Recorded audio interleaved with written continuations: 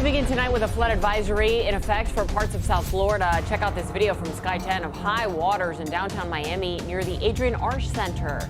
Many neighborhoods like Little Havana and Brickell are also underwater. And we're seeing lots of cars getting trapped in those floodwaters. Let's get right to Local 10 News reporter Roy Ramos live in Brickell once again with the very latest. Roy. Calvin and Nicole, well, believe it or not, we are standing in the same spot as when we spoke to you at 5 o'clock, and things looking much different. Take a look at this street right here. Just an hour ago, it was completely flooded, but fortunately, there was a vacuum truck that came out here, cleared out the storm drains, and allowed that water to subside. However, just a few moments ago, I want to walk you this way. We saw this storm drain basically lifting up and water coming from it.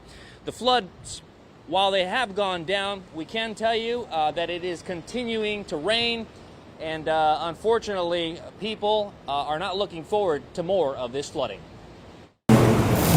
Heavy downpours prompting a flash flood advisory across Miami-Dade County, and those heavy rains resulting in this. Flooded streets in Brickell near South Miami Avenue and 10th Street, stopping drivers in their tracks. I never seen this before when I've been down here. I've come down here a lot. Peter Gataletta, a delivery driver, said he was making his rounds when the storm started. He didn't think the water was that deep until he tried to drive through it, but by then, it was too late. How deep would you say it is now?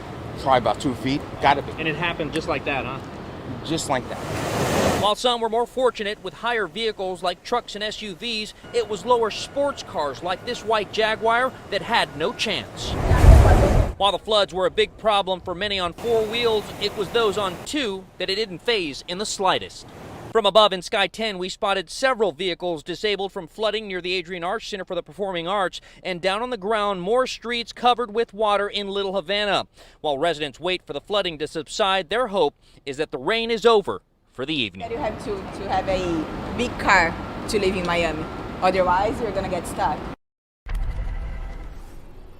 And as we come back out live, you can see these sandbags now in the front of several of the businesses here. Fortunately, that water didn't really get into the businesses because they are a little higher than the street is. Those streets a little lower. That's what caused all of this flooding. And again, fortunately, that vacuum truck able to come in here, suck out those the debris in the storm drains and allow that water to subside. Unfortunately, the rain out here continues. In Brickell, Roy Ramos, Local 10 News. It's so good to see the water receding. Thanks, Roy.